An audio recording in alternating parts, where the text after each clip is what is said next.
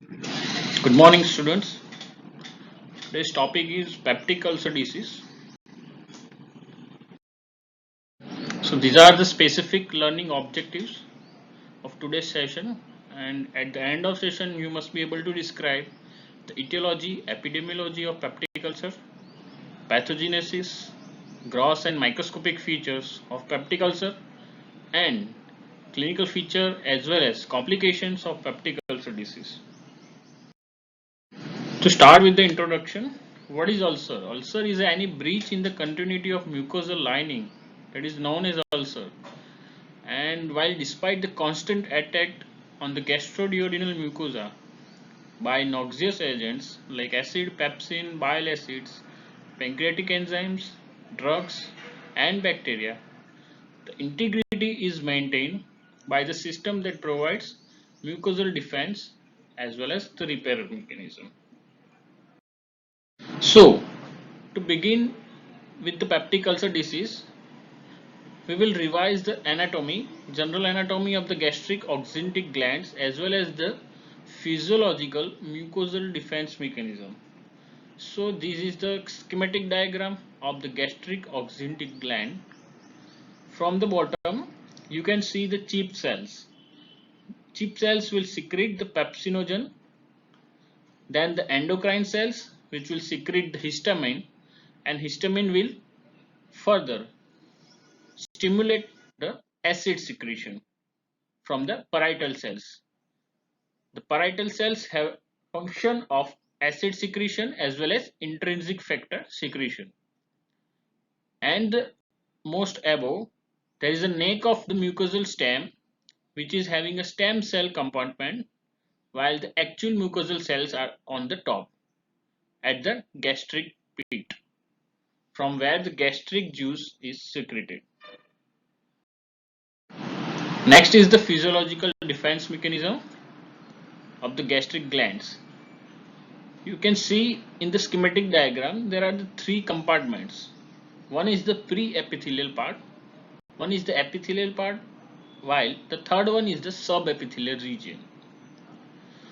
In the pre-epithelial part, there is a secretion of mucus from the mucosal glands. There is a bicarbonates and the surface active phospholipids. So three defense mechanism at the pre-epithelial layer. One is the mucus, then the bicarbonate and the surface active phospholipids. Next one is the epithelial level.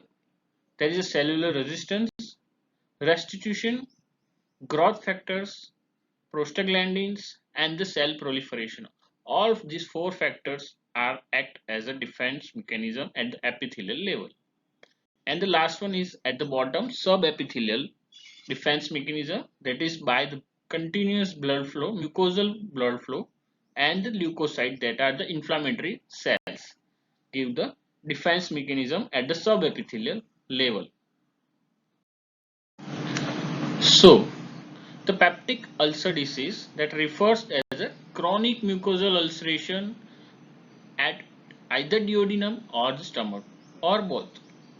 So, the most common site of the peptic ulcer is the gastric antrum or duodenum, which is associated with either increase in the gastric acid secretion and decreased duodenal bicarbonate secretion, that is the decrease in the defense mechanism against the increased gastric acid secretion. While the peptic ulcer disease at the level of fundus or body of the stomach has a lesser acid secretion due to mucosal atrophy, which is caused by H. pylori infection or the autoimmune gastritis. So that is the basic mechanism at the level of fundus or body. If the ulcer, any kind of ulcer occur at the level of fundus or body, there will be lesser acid secretion. PUD is also caused by the acid secreted by the ectopic gastric mucosa within either duodenum or any other part of the intestine, like Meckel's diverticulum, that is the most common site for the ectopic gastric mucosa. Even this PUD can also occur at the level of esophagus, either due to GERD, gastroesophageal reflux disease, or esophageal ectopic gastric mucosa. both can happen, lead to PUD at the level of esophagus. So what could be the epidemiology? So, till the past, till a few years, H. pylori was the main culprit for the development of peptic ulcer disease. But nowadays there is a better treatment, and eradication of H. pylori lead to decrease in the cases of PUD due to H. pylori infection. Nowadays, NSAIDs are the most common cause of PUD in the developed as well as developing country due to excessive consumption of NSAIDs by the people. Most common age group is the older age group, above the 50 years of age, and males are commonly more affected than the females. So what could be the etiological factors, or we can say the risk factors of the peptic ulcer disease? The commonest are H. pylori infection. Now, H. pylori infection is commonly seen in the people with a poor socio-economical status, overcrowding, poor sanitation, and unclean or dirty food and water consumption. So, the route of transmission is either oral to oral or fecal-oral route. So, how the H. pylori infection will ultimately lead to the peptic ulcer? So, the H. pylori bacteria will initially lead to superficial gastritis, that will follow by atrophic gastritis, and atrophic gastritis will lead to the hypochlorhydria, decrease in the acid secretion. We have already discussed that the peptic ulcer at the level of fundus or body that will caused by the H. pylori infection has a lesser gastric acid secretion.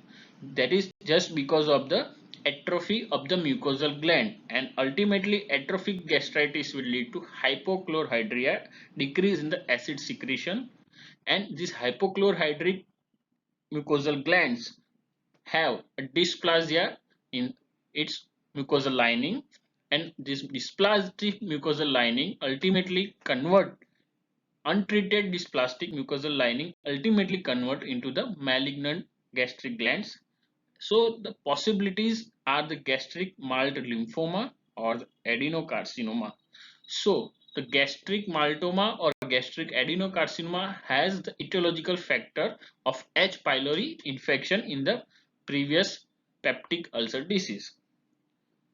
The another risk factor, that is the NSAIDs, non-steroidal anti-inflammatory drugs. So what will lead to the NSAIDs peptic ulcer? NSAIDs will increase the acid secretion, decrease mucin production, decrease bicarbonate and phospholipid secretion, and decrease epithelial cell proliferation. So the basic mechanism behind the NSAID is increase acid segregation and decrease the defense mechanism that will ultimately lead to the peptic ulcer. The next one is the cigarette smoking. Cigarette smoking will lead to reduce the mucosal blood flow, and whether if it is there will be peptic ulcer already, then cigarette smoking will reduce the healing or delay the healing and impair the response to the therapy which is given for the peptic ulcer. And whenever there will be H. pylori infection in the person and the person is having a cigarette smoking habit, then both the risk factors will synergize for the peptic ulcer formation. And another one is the alcohol that will ultimately damage the gastric defense mechanism, gastric glands, increase acid secretion and decrease the defense mechanism, that will ultimately lead to peptic ulcer. The another few less common risk factors are like psychological stress.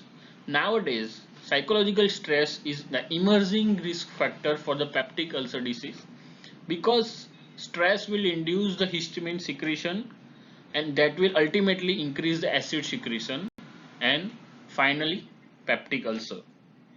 The next one is the cardiovascular disease and few illicit drugs like cocaine, both will reduce the mucosal flow of the gastric glands, and that will delay in the healing of the ulcer.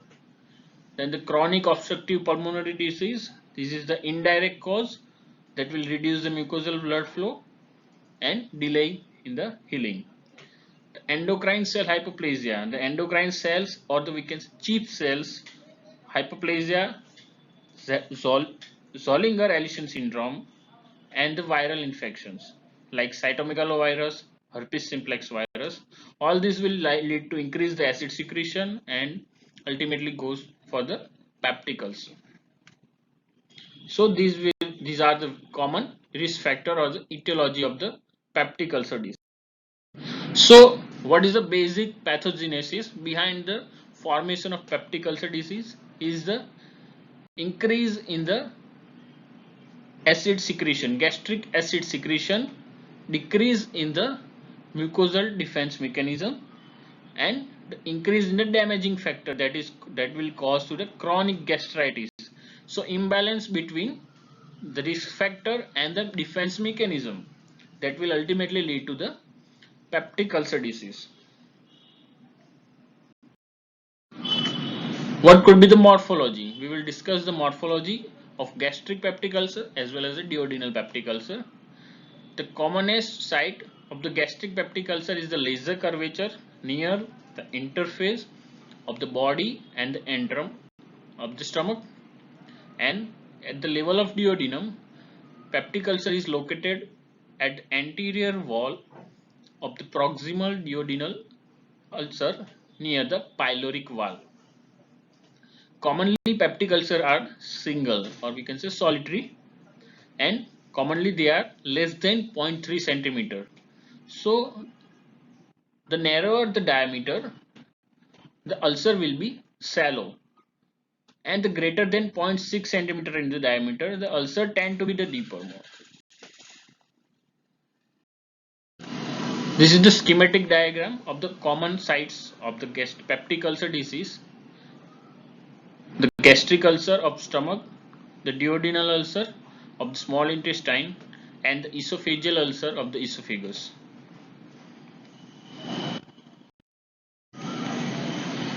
So, what could be the gross features of the peptic ulcer?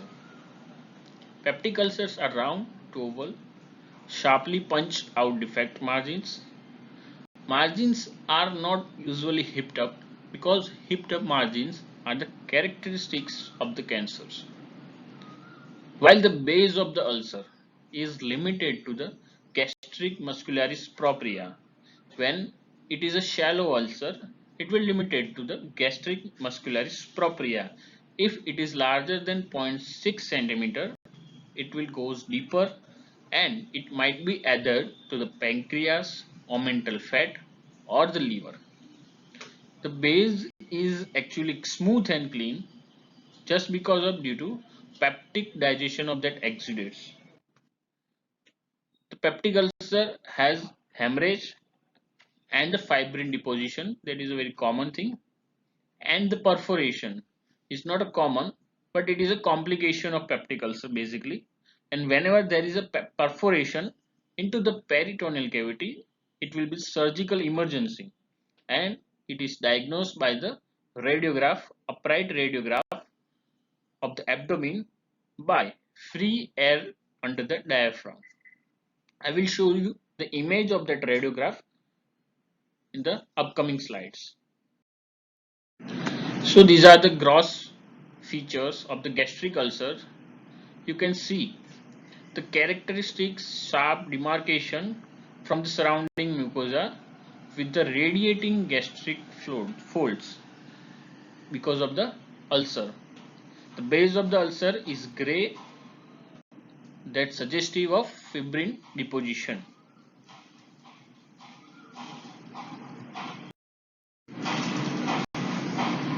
Now the microscopic features.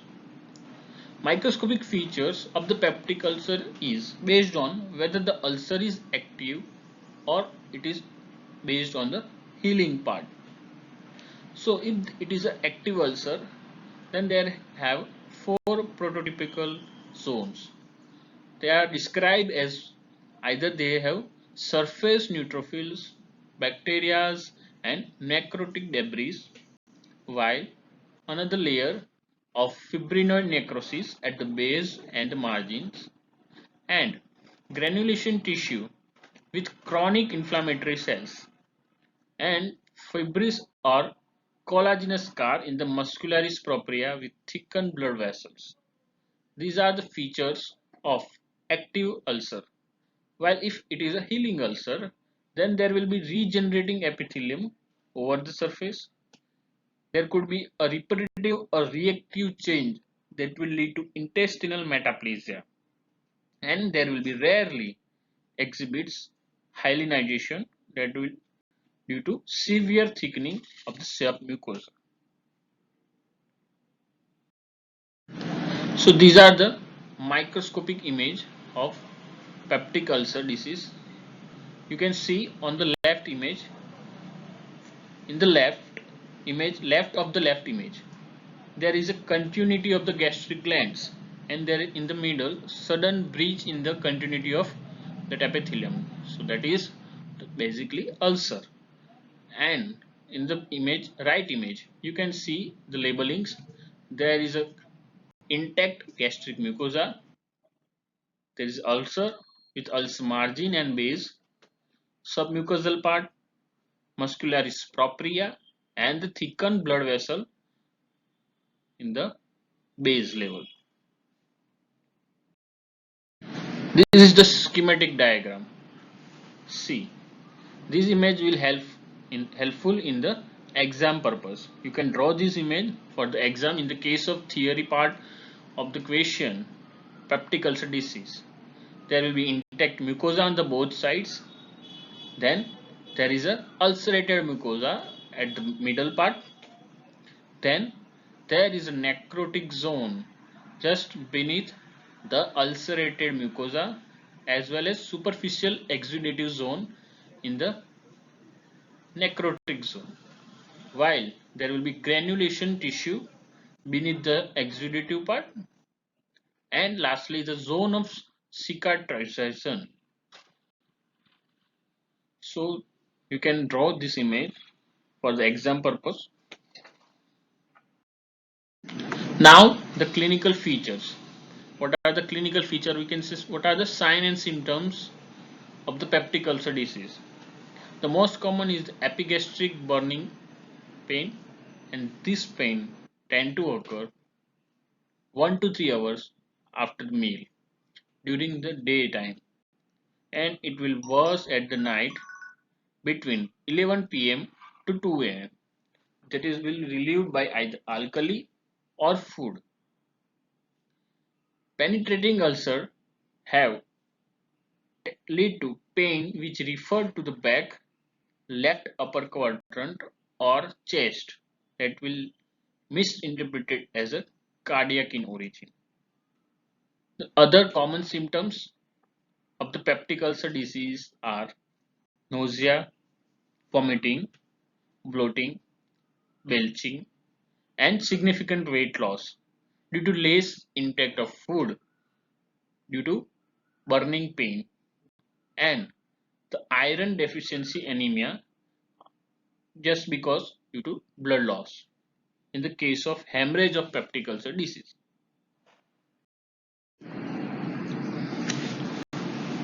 Now the common complications. There are the most common three complications.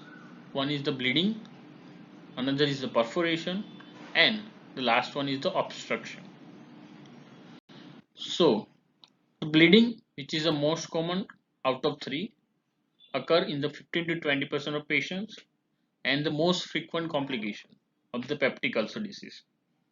And in the case of excessive bleeding, that will lead to life threatening.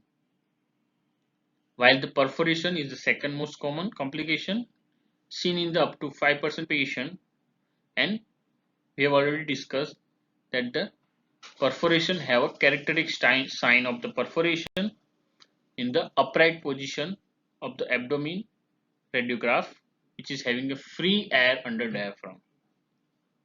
and the another one is the obstruction that is commonly seen in the chronic ulcer, and it will secondary to edema or scarring. It is seen in the less than 2% of patients. These are the common complications. So the summary of this today's session: you must know the anatomy of the gastric gland, various cells, parietal cells, chief cells, oxyntic cells, and their functions, along with the physiological mucosal defense mechanism of all three layers. One is the pre-epithelial, then the epithelial, and the subepithelial. All three physiological mucosal defense mechanism. Then the common sites like gastric antrum and the duodenal. Then the common risk factors like H. pylori, cigarette smoking, NSAIDs, alcohol, psychological stress, endocrine cell hypoplasia, right? Zollinger-Ellison syndrome, and few viruses. And the pathogenesis. The pathogenesis will be the imbalance between the risk factor and the mucosal defense mechanism. This is the basic pathogenesis behind the occurrence of the peptic ulcer disease. Then the morphology, gross morphology and the microscopic features. Grossly punch out lesions less than 0.3 centimeter ulcer will be shallower, and more than 0.6 centimeter will be the deeper ulcer. And the microscopically various zones, the intact mucosa, ulcerated mucosa, the necrotic zone, cicatricial zones, inflammatory infiltrate, fibrosis, all that things. And the last one is the complications. Complications are the common like bleeding or hemorrhage, perforation, and lastly the obstruction. So this will the peptic ulcer disease.